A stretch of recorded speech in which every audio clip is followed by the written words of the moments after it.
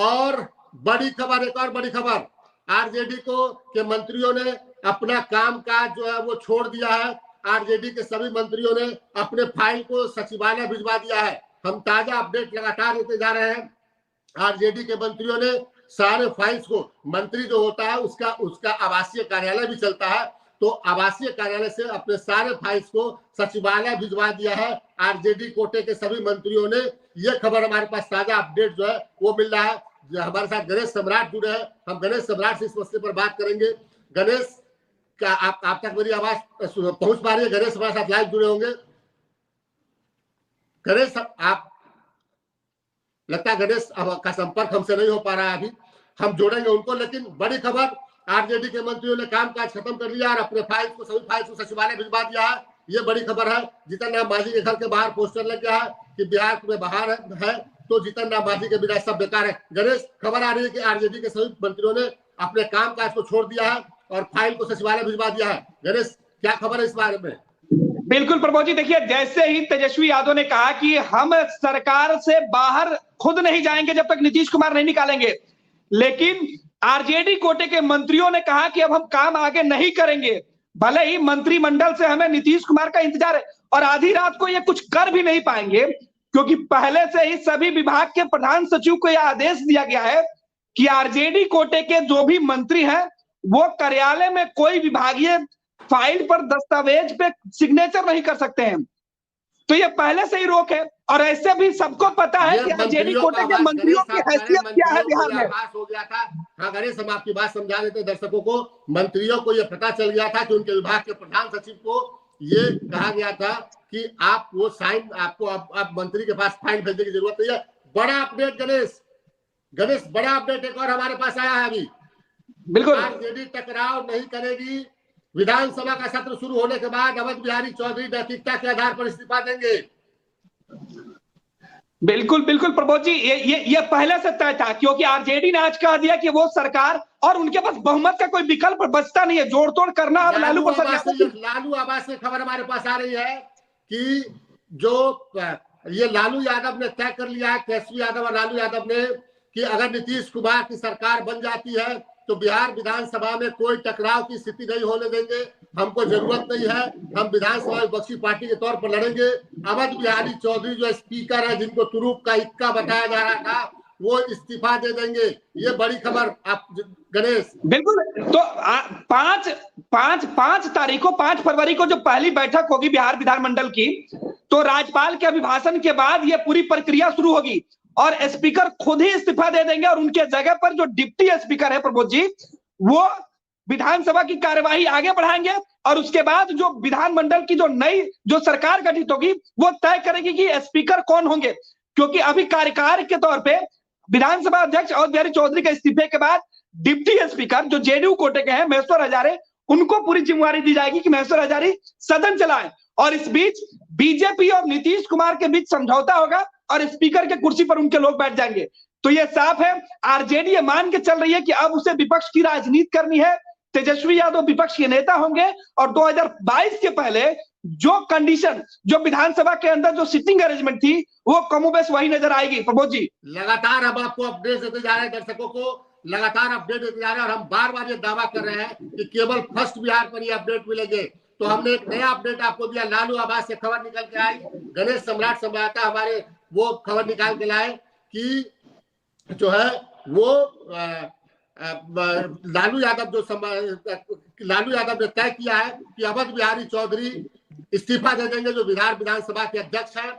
अब बिहार विधानसभा के अध्यक्ष पद पर वो नहीं रहेंगे। तुरुप का इक्का माना जा रहा था उनको, इसलिए क्योंकि विधानसभा अध्यक्ष के पास तोड़ जोड़ की स्थिति में बड़ा पावर होता है, लेकिन बहुमत नहीं मिला। तो लालू यादव और तेजस्वी यादव ने सरेंडर कर दिया है। बिहार में टकराव की कोई स्थिति नहीं। नीतीश कुमार के स्मूथली बीजेपी के साथ सरकार में जाने का रास्ता पूरी तरीके से क्लियर हो गया है। सबसे बड़ा अपडेट, ये कहीं टकराव की स्थिति नहीं। और विधानसभा का सत्र जो है वो 5 तारीख से प्रस्तावित है, 5 फरवरी से। और 5 फरवरी को जैसे ही सत्र शुरू होगा, अवध बिहारी चौधरी कुर्सी छोड़कर हट जाएंगे। ये ताजा अपडेट। और गणेश, बार बार ये खबर हमारे पास आ रही है कि बीजेपी में ये पहली दफा बिहार बीजेपी में ऐसी स्थिति आई है कि कई नेता नाराज है। गणेश, आप बीजेपी में की बैठक के दौरान भी वहां पर मौजूद थे। कई नेता जो है वो नाराज है, ये खबर आ रही है। और हालत ये हुई कि जो विनोद तावड़े हैं, जो बिहार बीजेपी के प्रभारी है, वो एक दफा रूम छोड़कर जो है वो बाहर जाकर बैठ गए थे। आप लोग को जो कहना है कह लीजिए, पार्टी नेतृत्व ने यह फैसला किया है, ये भी खबर आ रही है। और खबर ये आ रही है कि गिरिराज सिंह जैसे फायर ब्रांड नेता नाराज है। गिरिराज सिंह ने बहुत कड़ा बयान अभी तक दिया है, मतलब आज तक दिया है, जब ये सब कुछ क्लियर हो गया था कि नीतीश कुमार बीजेपी के साथ जा रहे हैं, और तब ये जो है वो ये गिरिराज सिंह ने उसके बावजूद भी नीतीश कुमार के खिलाफ बयान दिया। गणेश, क्या अपडेट है आपके पास?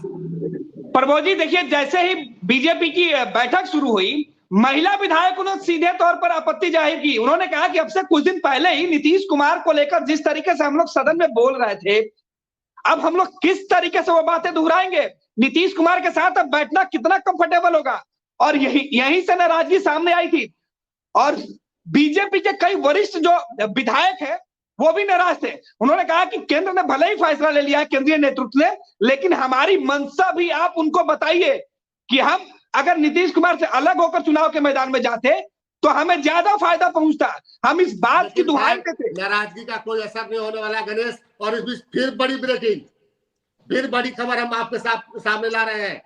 मांझी ने एक नई शर्त रख दी है बीजेपी नेतृत्व के सामने कि हमें मंत्री के 2 पद चाहिए। गणेश, ये बड़ी खबर एक आ रही है हमारे पास। हमारे संवाददाता जो है वो विश्वजीत आनंद ये खबर दे रहे हैं कि मांझी बार्गेनिंग पर उतर आए हैं और उन्हें 2 मंत्री पद चाहिए।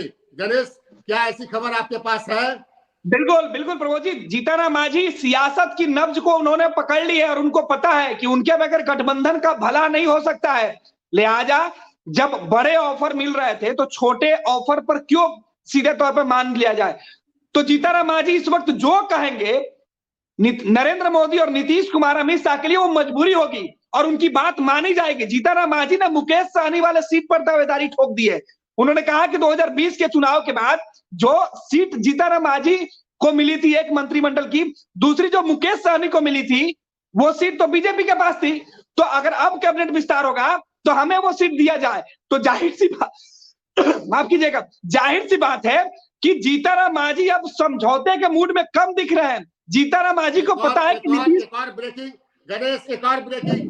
बीजेपी ने जीतन राम मांझी को एक मंत्री और जीतन राम मांझी को खुद राज्यसभा भेजने का प्रपोजल दिया है। ये कहा है जीतन राम मांझी बार्गेनिंग कर रहे हैं कि 2 मंत्री पद चाहिए, लेकिन ताजा खबर यह है कि जीतन राम मांझी को खुद राज्यसभा, जो अभी 2 महीने बाद राज्यसभा का चुनाव होने वाला है, उसमें राज्यसभा भेजने को कहा गया है, आश्वासन दिया गया है। और उनके बेटे संतोष मांझी को मंत्री बनाने का प्रस्ताव बीजेपी ने दिया है। ये भी खबर सामने आ रही है गणेश। बिल्कुल प्रभु जी, जीतन मांझी के जो बेटे हैं वो आरजेडी कोटे से एमएलसी थे, तो उनका भी टेन्योर पूरा हो रहा है, तो उनको वापस से मंत्री बनाकर उनको विधान परिषद से लेके आने की तैयारी बीजेपी की है। बीजेपी ने पहले क्लियर कर दिया है। साथ ही साथ राज्यसभा की एक सीट जो जीतन मांझी नहीं जाएंगे। इस बीच जीतन मांझी की जो बहू है उनकी दावेदारी बढ़ रही है और जीतन मांझी इसी वजह से दबाव भी देने के मूड में है कि एक सीट नहीं, हमको 2 मंत्रिमंडल में जगह चाहिए।